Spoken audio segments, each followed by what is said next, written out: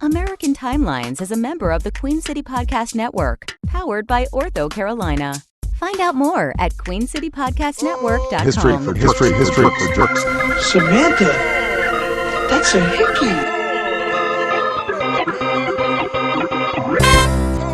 Stranger came in and slit his throat.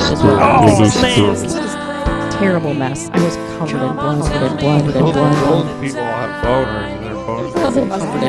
Covered in blood. The smell of decomposition was obvious upon driving into the property. That's probably Covered in blood. Get into the bathroom. What do you do? He shat on the bed. Covered in blood.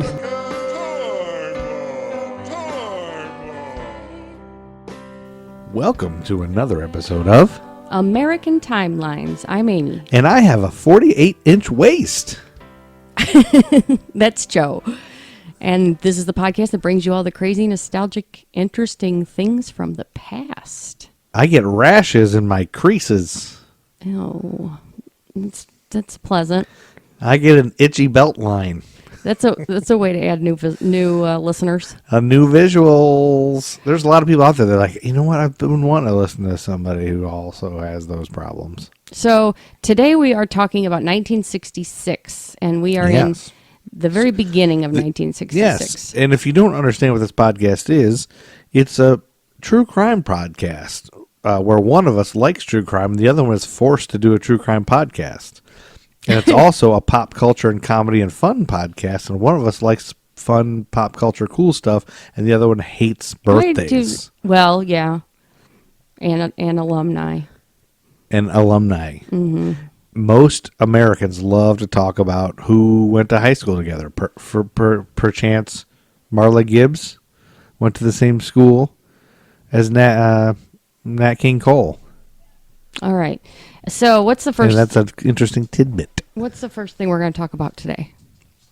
Oh, wait, one more thing. Also, Kim Fields went to the same school as... what was it, Vic Tayback? I don't know. What are you asking me for? I think so. Anyway, I think it was something like that. So, that's a cool thing. And I like those things, and Amy hates them. So you're usually on Team Amy or Team Joe, and also... Team Brent Nelson. Team Brent Nelson. He's clearly on your team. Anyway, Brent Nelson is... Oh, we have a new comment on Instagram from somebody in Spanish. And I translated it, and it's a positive comment. Oh, nice. Yeah, I just thought let's lead with that. Or should I end with it, maybe? No, I'll lead with it real fast. Yeah, because we'll forget. I don't know how Instagram works. Oh, it's going to take us 20 minutes. How you get, notifications? Yeah. Here we go. Somebody named Carl Angaloid. CarlanGaloide. He commented, "Chi muy buenos sus podcast. Éxitos." Yes, very good podcast. Is that what chi means? Chi means yes? Is it C? Cheee. Oh, I don't know what that means. Chi muy buenos sus podcast. Éxitos. Éxitos means successful. Very good podcast. Very good, your podcast. Successful. Cool. Yep. No Is way, that great? No way that's a bot. No, it's someone named... Let's look at the person. Well, no, let's not... They have a picture. People. They have one post. They have 172 followers. And their one post is... It looks to be an accidental picture taken yes, it does. in their wallet, maybe. Yeah, maybe it's a bot. Anyway, but it's a comment. Yeah, not bad. Yeah, they like us. So thank you for listening, Carlos. Yep. And also, thank you to Melissa K. Shout out to Melissa K. for giving us a review on iTunes, Apple Podcast. Yes, that Melissa was K. nice rules. She's she says she knows somebody who knows us, but she didn't say who, but that's cool. We want to give her a shout out. So just so you know, if you want one of these fancy shout outs, all you got to do is give us a 5-star review. Yeah, you can be Brent Nelson. Yeah, if you want us to ridicule you for weeks on end, just say something terrible about us. Yes. And we will just sing to you, and Amy will love you or whatever. Okay, so what's the first thing? We've wasted enough time. Yeah, so we're in 1966, and we only finished 1 month. We did a lot of those things that we don't know what day they happened. And so Petula Clark takes over the number one spot with a song called My Love. Mm-hmm. I don't remember this one. And I don't really have anything interesting to say about that, except that the guy who wrote it, Tony Hatch, was on an airplane and from London to L.A., and this American next to him was asking about the song that he was writing, and it was called The Life and Soul of the Party. And that guy said he didn't understand what that meant. Mm-hmm. So he wrote a new song called My Love. Okay. Made it real simple. And it was this song by Petula Clark. Mm-hmm. And then on February 8th, 1966, and February 9th, the National Hockey League awarded 2 new teams to the NHL. Mm-hmm. Hockey was growing. Oh. Pittsburgh's team, do you know what that is? They Penguins? got a new team, the Pittsburgh Penguins, and that wasn't the first NHL team in Pittsburgh.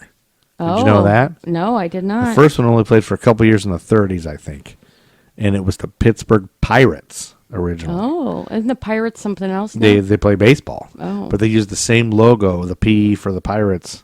Well, the Pittsburgh Pirates were a hockey team originally. And Boom. same logo? Same logo, and they also had Bill Madlock, who later played for the Pirates baseball team. What? No, I'm just You're kidding. making Bill things Madlock, up. Bill Madlock probably wasn't even alive then. All right. Bill Madlock. Okay, what's next? Bill Madlock and Willie Stargell are the greatest Pittsburgh Pirates ever. And also the other hockey team, Minnesota North Stars. Oh, are they still around? No, they're not called the Minnesota North Stars.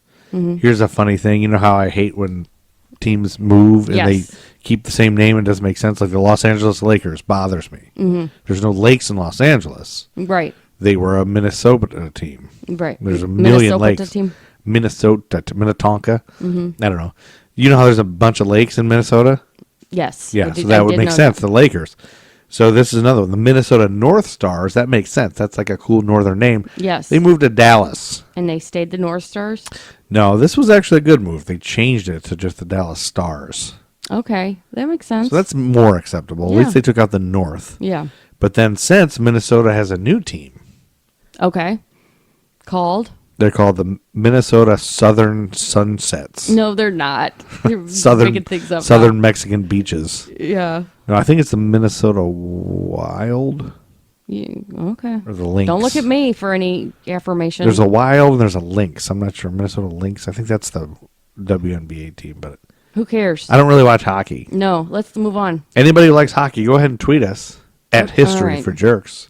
A picture of your penis. No, we're done. Oh, no, I mean, sorry. No, tweet us who the Minnesota hockey team is. Oh, my God. But you could put the name of it over a picture of your mirror. No, we're not having that.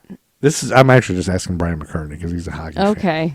Anyway, and then February 19th, 1966, Lou Christie takes over the number one spot on the Billboard charts. You know who Lou Christie is? I've never heard of him. Lightning Strikes. Oh, I know that song, yeah. How does it go? Lightning striking again. Boy, I'd never like to hear that again. Well, you asked. It's my best. It's the best I can do right now. Well, did you know that song featured backing vocals from Bernadette Carroll, Peggy Santaglia, and Denise Ferry of the Delicates? Who cares about that?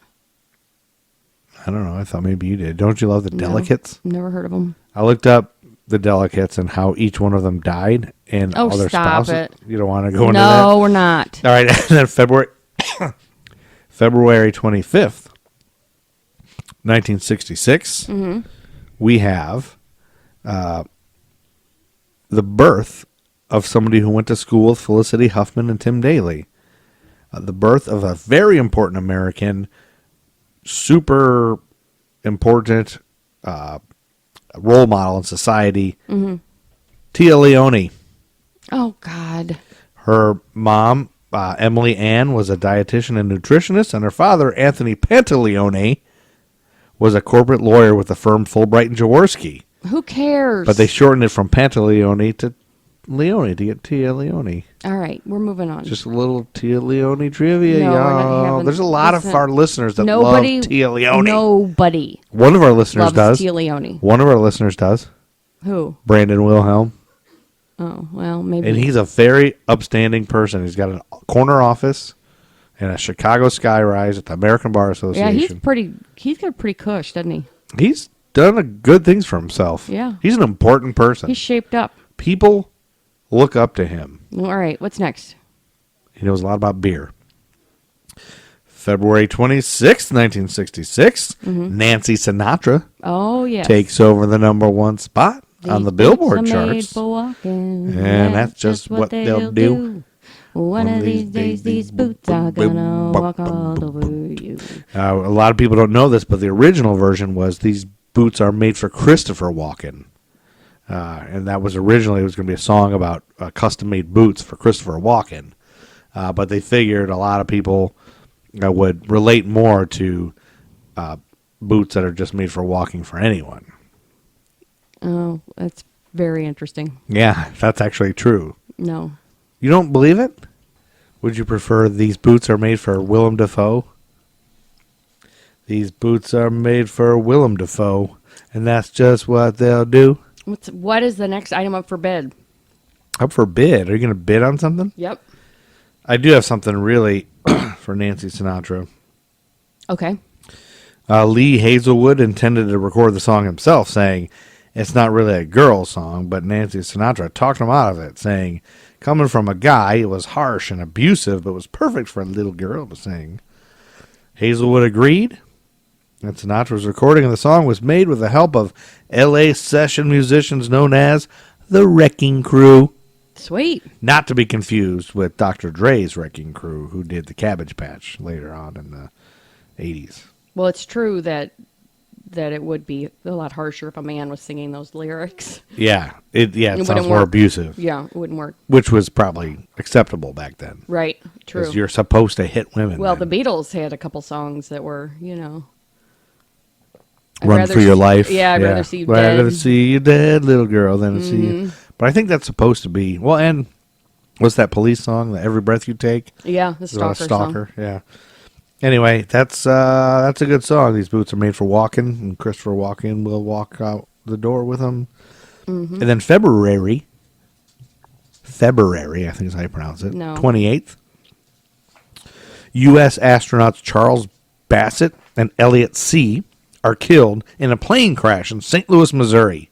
Really? Bassett and C were killed when their T-38 trainer jet, piloted by C, crashed in a McDonnell Aircraft Building 101 known as the McDonnell Space Center, located 1,000 feet from Lambert Field Airport in St. Louis, Missouri. I know where that is. You do? Mm-hmm. Yeah, so the Building 101 was where the Gemini spacecraft was built, and they're going to go there to train for 2 weeks in a simulator. Mm-hmm. They actually, because of the plane crash, they died within 500 feet of their spacecraft That's weird. that they were going to train in. Isn't that weird? Yes. So Bassett was decapitated, and his head was found in the building's rafters. What? Yes. Isn't No that crazy? way. I figure you'd love that because you love decapitations and gross Yes, stuff. because there's nothing grosser. I mean, there's nothing more shocking. Both men were buried in Arlington National Cemetery. A NASA investigative panel later concluded that pilot error caused by poor visibility due to bad weather was the principal cause of the accident. Wow. They concluded that C was flying too low to the ground during a second approach, probably as a result of the poor visibility. Yeah. So, have you ever seen a decapitation? No. What do you think? There's What a do you lot of mean? videos out there now because of Oh, God. all these No. American. Have you? No, there. Remember that one that was going around? It was about. Was it not Saddam Hussein, but it was somebody like that, or there was some American hostages that were beheaded, and they put it on national TV or whatever. Oh, and my God. You can see it. You can watch it online. You can? And people were watching for a while. There was like people. I can't remember who I was talking to about this too. But there was a lot of people, and it was in the news, and people were like, "Did you see the video? It was going viral." And I had a chance to see it, but I just couldn't Oh, do it. yeah. I just couldn't do it. No. I thought about I just out of You can't curiosity, I want to see what it looks like. Right. But right. but on I one bet- side, but on the other side, it's like you can't unsee it once you've seen it, Right. and it's burned in your brain. I guess I just want to know, does like Game of Thrones and those things, is it pretty close? I do remember seeing a picture of a head. Really? Oh, It was a guy it was the early days of Snopes. It was so early that I would just read the Snopes website when I worked at the AMA. And You just read the stuff. Yep. You could probably do that again. yep. And the guy was being chased by the cops, and he jumped in. You mean the one time? He jumped in a wrought iron fence. And the back of his skull Oh, no. got stuck on the top of one of the tines of the wrought iron fence, and Separated from his body? Separated from his body, and the picture was a picture of the head on the spike on the thing, and it was a true. Did you story. saw the picture? Yeah. Was it like fresh, like Gross, stuff coming out of the head? kind of. I mean, it was Is black and white or color? color picture. It was gross. Did that get you kind of excited? Oh, stop! You like this You're stuff. such a weirdo. I'm saying you like this. I don't No. like this. You like this stuff. So I've never seen a decapitation. You wouldn't watch a video of it. No, I don't think I could. Like if say you were watching a show and then they said it was a documentary and they said this next clip is going to be disturbing to some. We're going to show a decapitation. Would you turn it off or look away? Look away, probably. I would barf and walk out of the theater or the room I was in. Really? And hit whoever is in charge, whoever's got the remote. Okay, what's next? Friday, March 4th, 1966 is the published date of an article in which John Lennon was interviewed stating that the Beatles were bigger than Jesus. Yes, that's right. This became a big controversy. The idea was that he was trying to say the public was more infatuated with the band than with Jesus, and the Christian faith was declining to the extent that it might be outlasted by rock music. His opinions drew zero controversy when originally published in the London newspaper, the Evening Standard, Yeah. in March, but drew angry reactions from Christian communities when republished in the United States that July. In the puritanical United States. Right, yeah. So the U.S. is always outraged. Nation of outrage. Lennon's comments incited protests. That's like nothing new. That just shows you that Yeah. that nation of outrage shit is nothing new. It's Yeah, it's just been that social media gives them a platform now. Yeah, it's been happening forever. Yeah. And you're right. It's just like more common because everybody's got a phone in their hand with Twitter. That instant knowledge is shared with everyone. And everybody can take videos of everything and then take the video out of context. And be offended by everything And then everybody people says. see it and they get all offended when they don't even know what the real story is. Yeah, his comments incited protests and threats, particularly throughout the U.S. Bible Belt. Some radio stations stopped playing Beatles songs altogether. Records were publicly burned. Press conferences were canceled. And the KKK picketed concerts. Okay.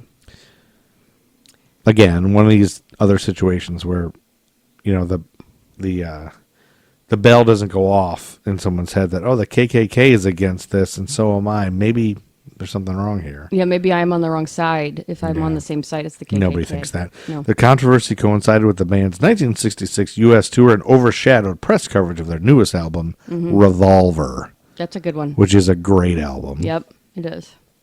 Lennon apologized at a series of press conferences and explained he was not trying to compare himself to Christ. And you can actually watch a lot of these. There's more than one of these press conferences the Beatles did about this, just apologizing. And you can just tell they're just, after a while, what else can we say? We didn't mean it that way. We've apologized. And Yeah, like, what else do you can want we us to move do? on from Can it? we talk about something else? Yeah. And it's just like question after question after question. And it's interesting to watch and see them in real time talking about this. They kind of, sometimes they don't take it too seriously. They're just trying to like, this is absurd, you know, they're goofing around. There's a lot of questions asking about drugs and stuff. And it's kind of neat to see those videos. There's so much out there now. Right. There's so much media everywhere now. YouTube, like you can really just watch YouTube. I could watch YouTube for a month straight probably of just historical Our children things. do. Well, I know, but they don't watch anything. They watch No, stupid, they watch ridiculous stupid crap. They watch things. idiots opening packages of stickers Yeah. and repainting squishies. Yeah. But there's so much out there. Like you can watch the presidential debates from the 60s all the way through now. Like Right. JFK and Nixon. You can watch the whole debate. That's not something I would want to spend my time doing. Oh, but my kids are gonna. That's their punishment. It's a You're watching punishment. YouTube, but you're watching this Nixon and JFK debate.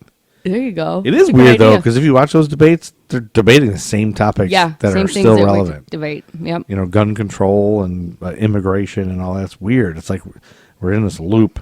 Yeah, it's true. Anyway, this controversy exacerbated the band's unhappiness with touring, which they never undertook again. Yeah. Lennon also refrained from touring in a solo career.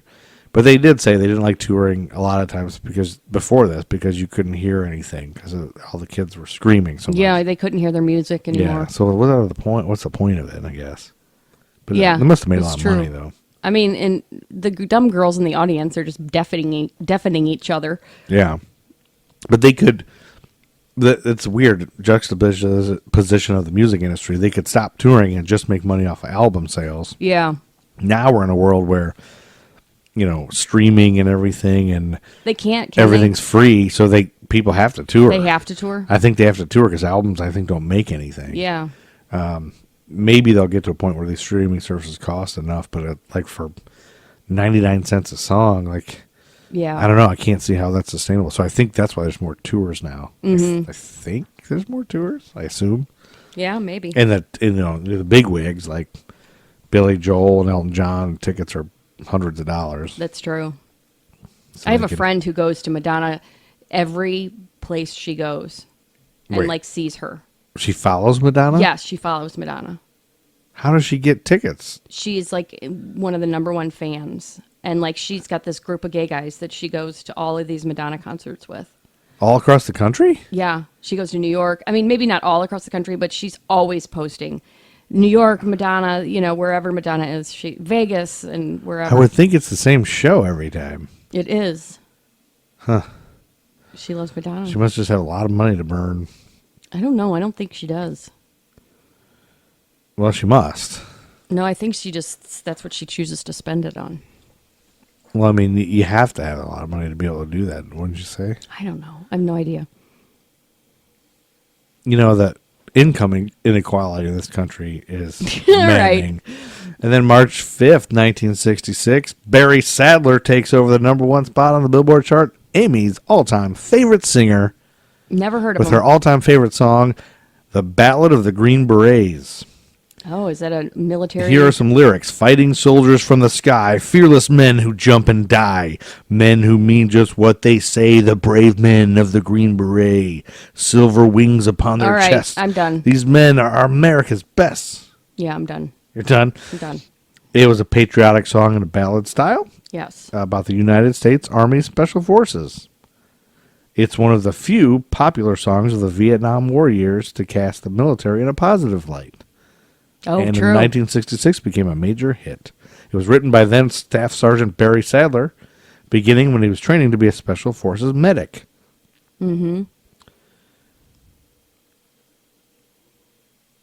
Yes. Yeah.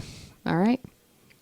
The lyrics were written in part in honor of U.S. Army Specialist James Gabriel Jr., a Special Forces operator and the first native Hawaiian to die in Vietnam, who was killed by Viet Cong gunfire on Oh, a wow. training mission. Yeah, so there we go. It's Okay. weird for that to be a number one song. And then that brings us to March 15th, 1966, and I understand that you have a little Well, yeah. nugget, a little tidbit, I got a little two. story. Tell us. I got two kind of shorty stories. Shorty, you're my shorty. So this is the first of the two kind of shorties. Okay. Okay, this is the story of the Pied Piper of Tucson. Move it closer. There you go. Okay, the Pied Piper of Tucson, Arizona? Yes. Okay. I would like to listen to this story.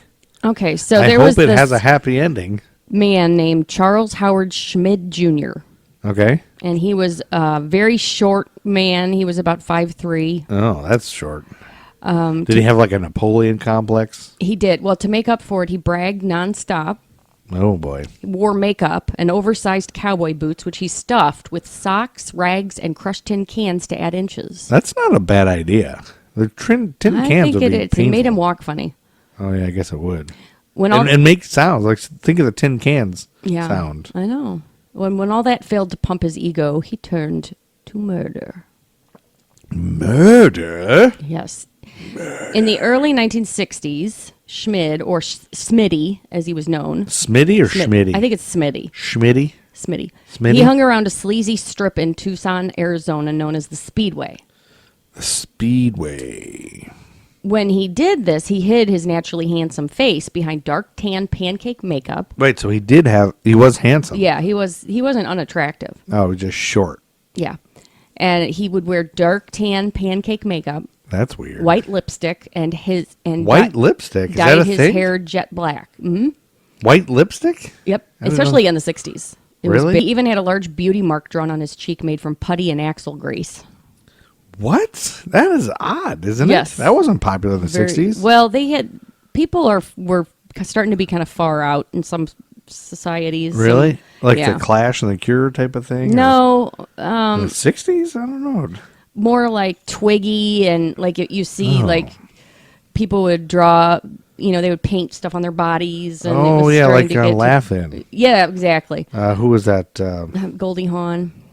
Oh, my gosh. White lipstick. So it turns your lips completely white. So anyway, Sorry. I thought it was just... Couldn't picture it. he would tell wild tales of sexual conquests. One of the things he would always say. Are you listening? Yeah, sorry. I was Okay. getting distracted by a I know white you lipstick. were. One of the things he would always say is, I can manifest my neurotical emotions, emancipate an epicureal instinct, and elaborate on my heterosexual tendencies. That was like a whole thing he would say? Yeah. Like a saying? Yeah. Huh. So he was like that. Elaborate on my heterosexual tendencies. So he just tell all his sex stories. He just made strong big words together. It doesn't make any sense. Yeah, I can see somebody saying like that in kind of like a cool hip cat Yes, type of way. that's kind of what Can you say it was. one more time, like more of a cool hip cat? No, I'm not going to do that. No, okay. So out of high school for years, he had never bothered to get a job. Okay. He lived on handouts Must be from nice. his parents, who paid the rent on his cottage and covered living expenses. Oh, got a silver spoon in his mouth, as they say. He does. So nevertheless, Ricky Schroeder style. Smitty was a known ladies' man.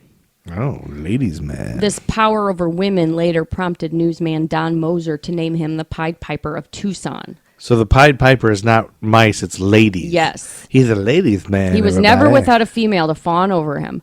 That'd be nice. In spring 1964, that female was Mary French, a dumpy 17-year-old girl. a dumpy 17-year-old girl, everybody. she was That's not- a flattering way to describe her. Mary French, Yes. dumpy 17-year-old. Dumpy 17-year-old. On May 31st, during a beer binge with Mary and another buddy named John Saunders. Yeah, May 31st. Smitty, yep, May 31st. May 31st, 1964? Yeah. Oh, wait. Whatever you're about to tell me happened the same day that Daryl McDaniels is born in Hollis, Queens, born to an unwed mother who surrendered him to the New York Foundling Home, and he was a ward of the Foundling and Foster Care. He was in foster care. He was placed with the McDaniels and eventually adopted by them. He went to Rice High School, same school as Kemba Walker, and enrolled in St. John's University. All right. Yes. You know who that is? Yes, Run I'm DMC in the place Yeah. to be. I went to St. John's University, and since kindergarten I acquired the knowledge. And after 12th grade, I went straight to college. Okay. Sorry, that's DMC, one of the greatest rappers of all time, one of the greatest bands, Run DMC. He was born that day. That's Greatness was being birthed. Okay, on that day, he was having a beer binge with Mary and another buddy named John Saunders. Wow, that same day. He blurted out, "I want to kill a girl." Oh, just out of nowhere? Yeah.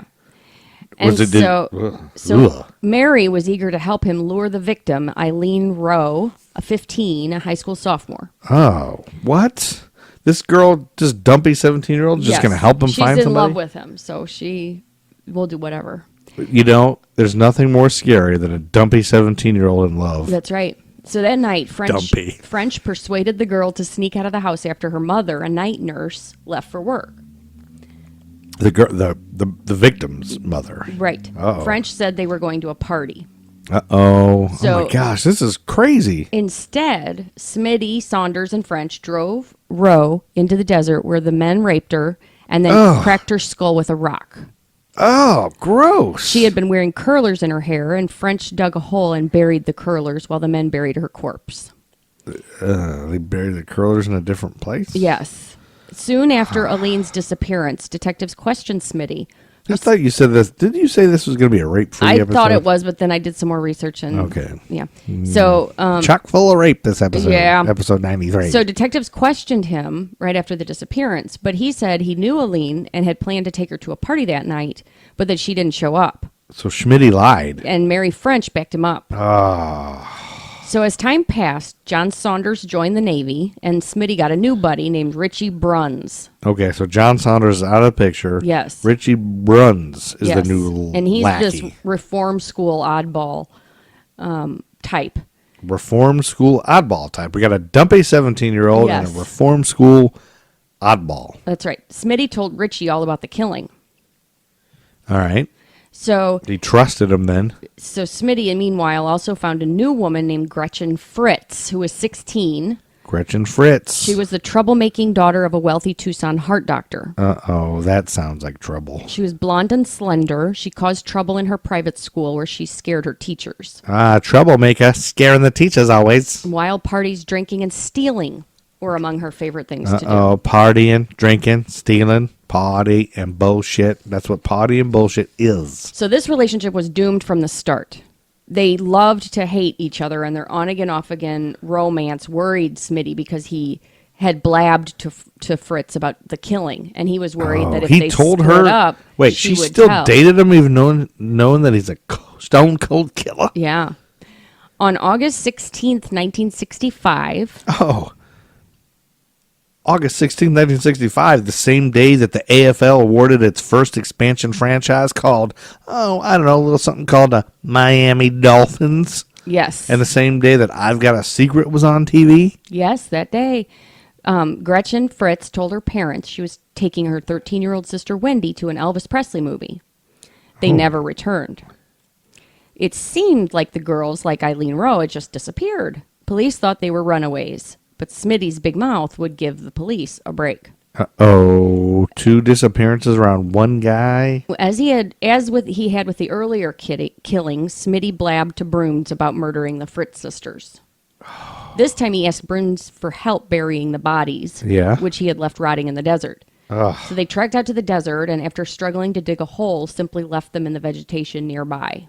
They just left him sitting out? because the ground was too hard, and Oh. they had a flat and Yeah, in a the shovel, desert. so they kept trying to dig, and they couldn't do it. So And they they just just put them gave in the up. bushes, basically. And they figured the buzzards will eat him. Yep. Bruns kept the secret until he became infatuated with a girl and started getting paranoid that she was next on the list. Oh, just because she's hanging around that group, Yes. he's going to murder her. By October 1965, he had called police and soon led them to the graves. He also talked about Smitty's boasts about killing Eileen Rowe. Oh, no. He talked to the police about that? He told Yes. the police? Yes. Uh-oh. Police rounded up French and Saunders, who confessed about the Rowe killing and agreed to testify against their former friend. French was sentenced to 5 years and Saunders got life. Wow. The dumpy 17-year-old got 5 years and Saunders got life. At his trial for the Fritz murder, which started on February 15th, 1966, Smitty appeared to be average and clean cut even. Gone were the mole, the makeup, and the bizarre attire.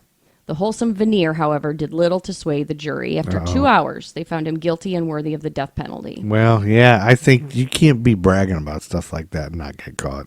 A significant weakness in the Rowe case was the absence of a body. Oh. Saunders and French had led police to the spot in the desert where they had buried Rowe. Yeah? But while they could find the curlers, they couldn't find the grave. Really? Even with lack of a body and the services of F. Lee Bailey. F. Lee Bailey was involved? Yes. The defense team could do no better than a murder 2 plea. Smitty was sentenced to 50 years to life. 50 years. Within a month, Smitty asked for a new trial, offering to produce Rowe's body. That would be proof, he said, that she was not killed by a blow to the head, as Saunders testified.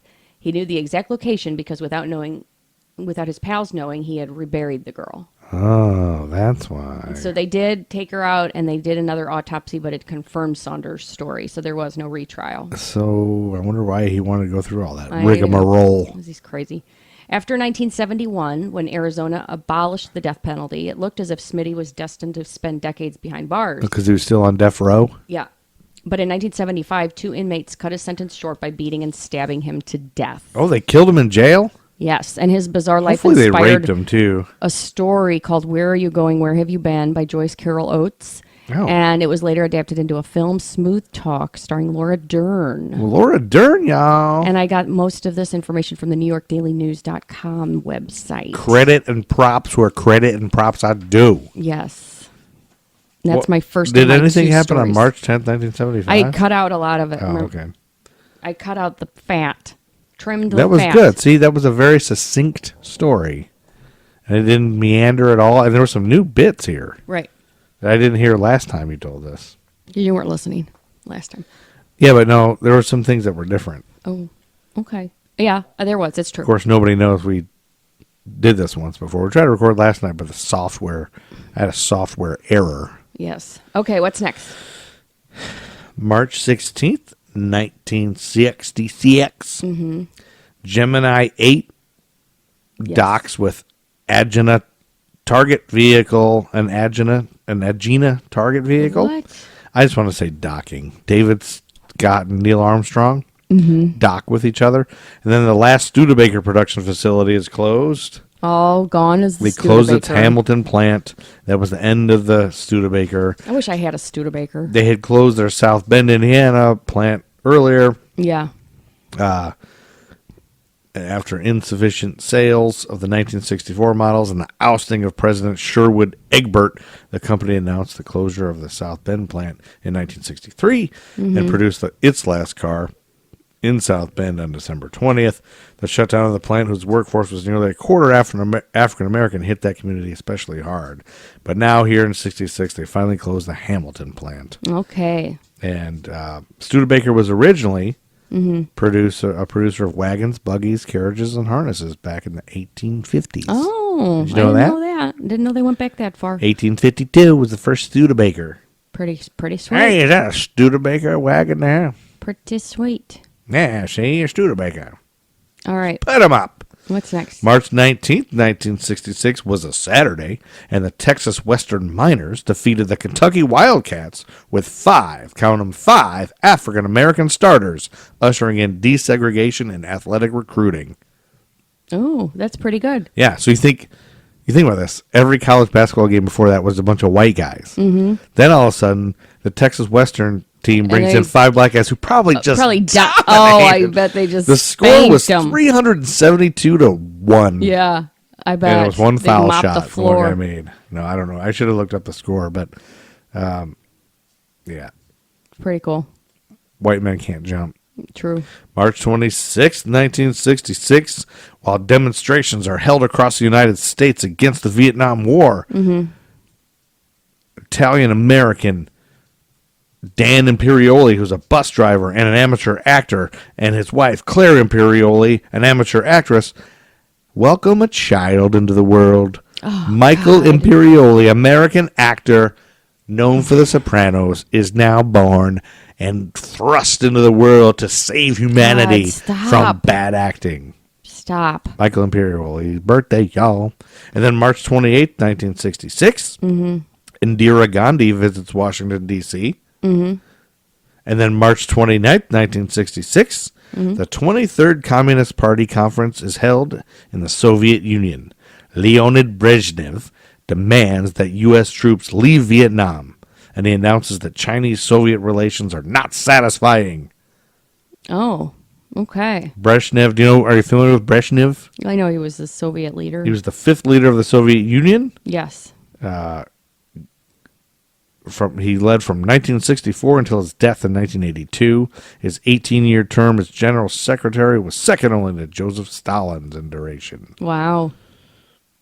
While Brezhnev's rule was characterized by political stability and notable foreign policy success, it was also marked by corruption, inefficiency, and rapidly growing technological gaps with the West. Okay. And then Wednesday, April 13th, 1966, United States President Lyndon Johnson signs the 1966 Uniform Time Act, dealing with daylight savings time. Oh, God. Bite me in the ass with daylight savings time. Yeah, but don't you always like it when you get an extra hour? I Or not? no, It throws you off? No. They both throw you off? Well, because I know I'm going to pay for it in a year or 6 months, I mean. Well, It's just... It just keep it so that it's light later. That's what I think. Keep it like it is in the summertime. Don't change it. So all of a sudden it's 4 o'clock and it's dark out. It gets like that anyway. It'll get like that. Yeah, but anyway. not as much. Do you think they should change it so just keep changing it so it's dark till it's light till 9? Just keep moving the clock back. That would be ridiculous. You'd have to change it by a minute a day or something. You have to change it all the time, probably. Yeah. And then April 18th, 1966, were the 38th Academy Awards. Oh. The Sound of Music won Best Picture. That's right. And then Tuesday, April 19th, 1966, Bobby Gibb becomes the first woman to run the Boston Marathon. Woohoo, girl power. Yeah, how about that? To run it? To run it. Okay. And then Thursday, April 21st, 1966, an artificial heart is installed in the chest of Marcel de Rutter in a Houston, Texas hospital. Oh, my God. First time ever. Wow. And then Friday, April 29th, 1966, U.S. troops in Vietnam now total 250,000. Ugh, what a waste. Yep.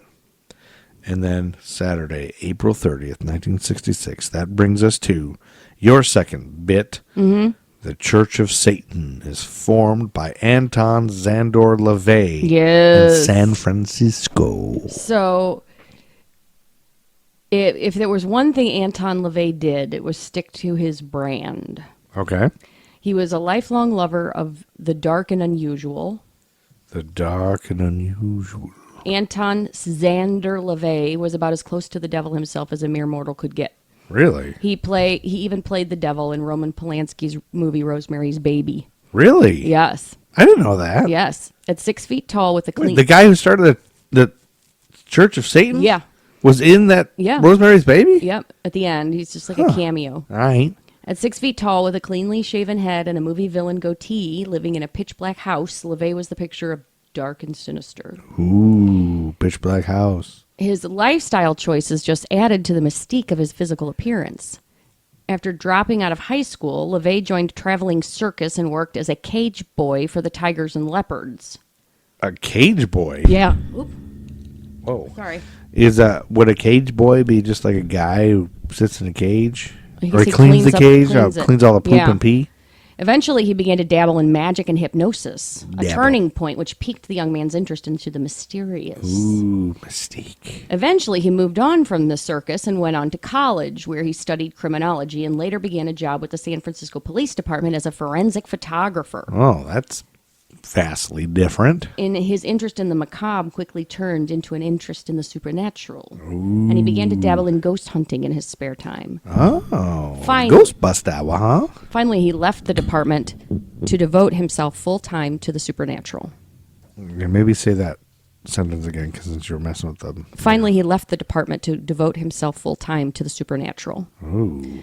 His efforts eventually peaked in 1966 when he founded the Church of Satan. Now, Satan? when Satanism comes to mind, people tend to think of a group of spooky people clad in black robes, standing over a virgin's sacrifice and chanting ancient incantations. Well, it's kind of what you just described with his whole appearance. But the reality is far less cinematic. It's confused with paganism, which is the pre-Christian folkloric religion where you get most of our holidays. But in truth... Yeah, that's the thing, people. Paganism, Christmas and all that is a pagan holiday, right? Right. But in truth, Satanism wasn't a thing until the mid-1960s. It wasn't even a thing at all. It wasn't even a thing before this. Nope. It sprung from the mind of Lavey. The Church of Satan created all the signifiers that people identify with Satanism. The inverted crosses, wearing black, and the rituals. Like a pentagram and all that? Is Yes. that starting out, too? Yeah. Lavey's teachings feel ancient, but they're no older than Star Trek. Whoa, that's a good point. Various histories about the Church of Satan provide different answers. Some say San Francisco, others say Los Angeles, but it's clear that wherever Lavey was carried, the spirit of Satanism with him.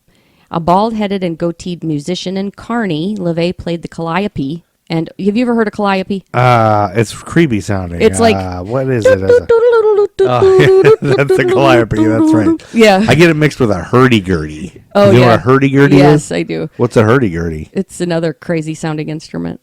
What does it sound like? I Can you can't do a do it. hurdy-gurdy imitation? All right. Satan.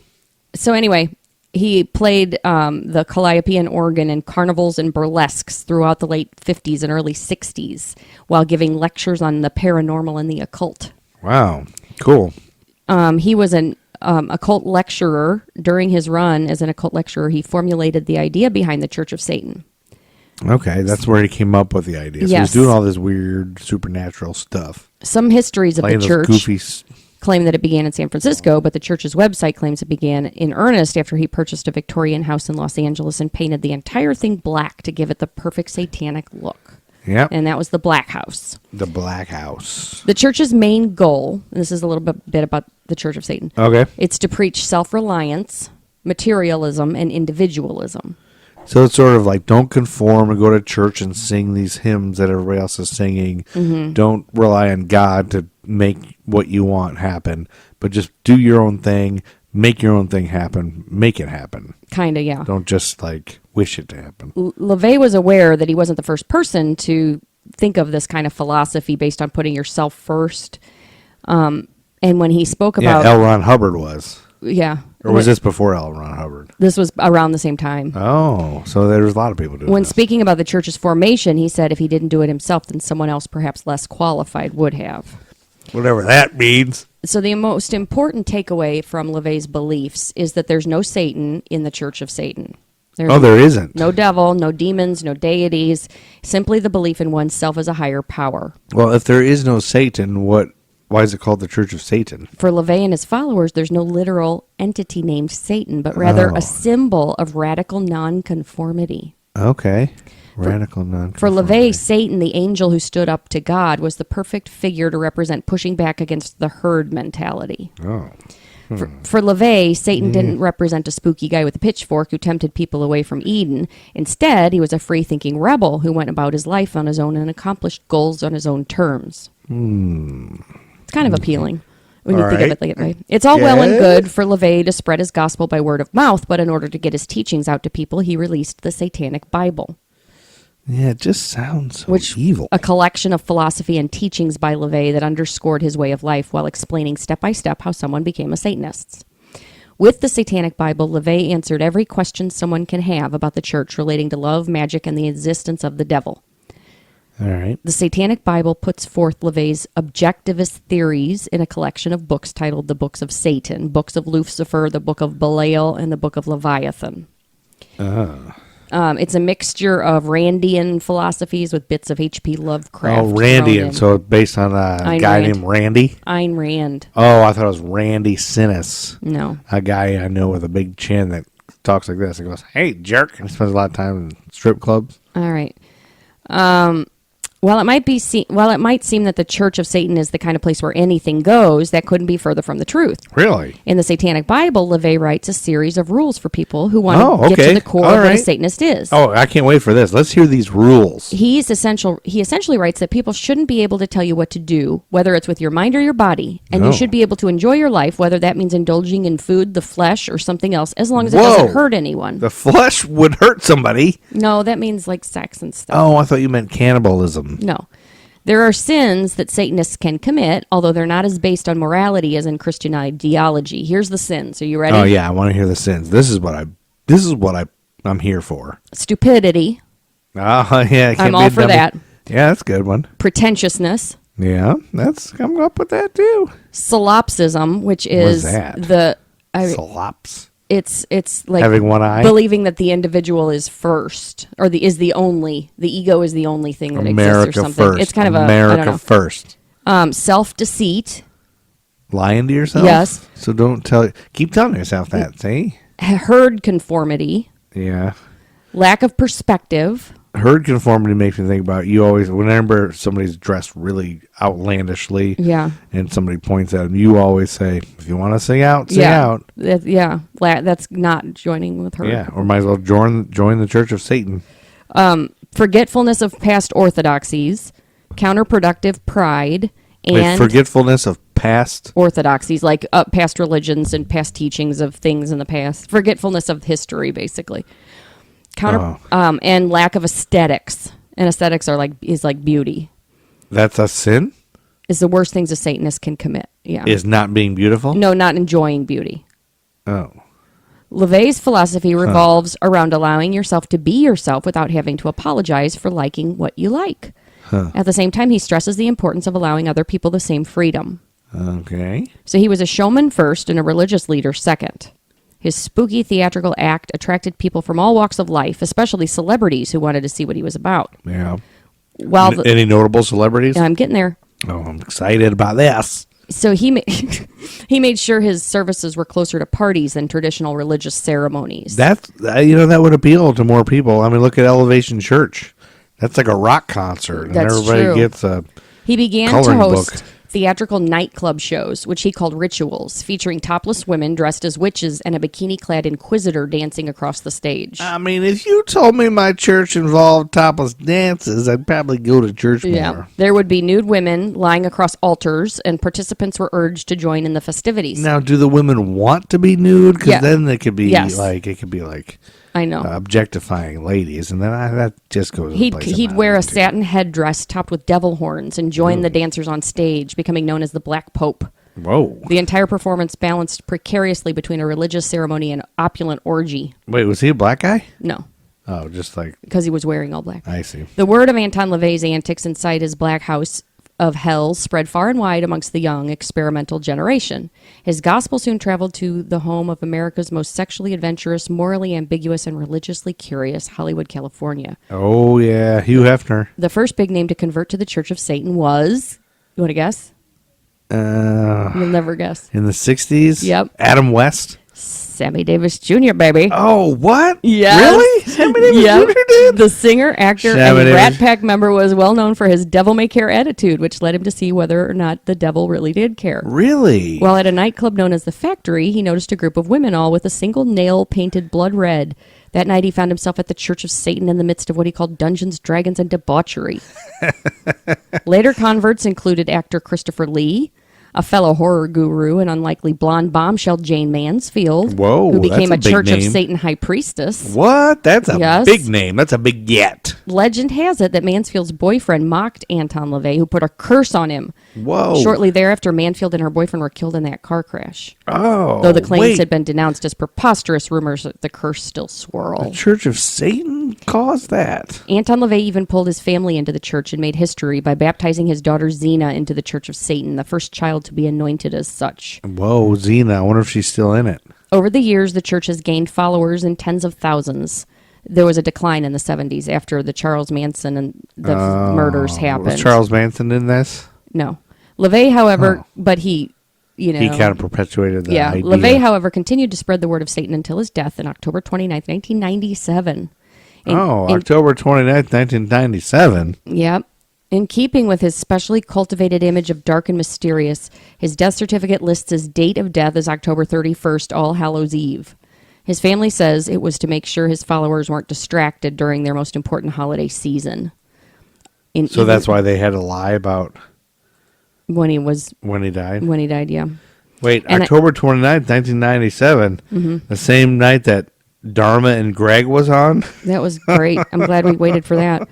So I got Dharma and Greg was a show. I got most of this from two websites. One, it was All That's Interesting, published it in that seems like February a cool 15, website. 2018. And then All That's Interesting, props to them. groovyhistory.com. Groovyhistory.com, y'all. But I thought that was some fun stuff. That was good. That was a really good.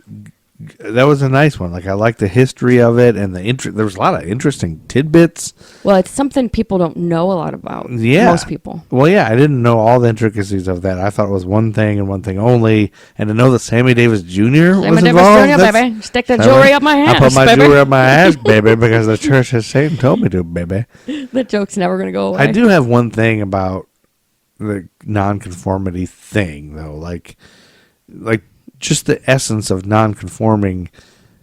Everybody seems to non-conform in the same way, making them conformists. Like when I was in high school, for instance, it was the 90s, and so the nonconformists would do. They all looked alike too. Yeah, like they would Right. wear all black and wear Right. like gang member clothes, like.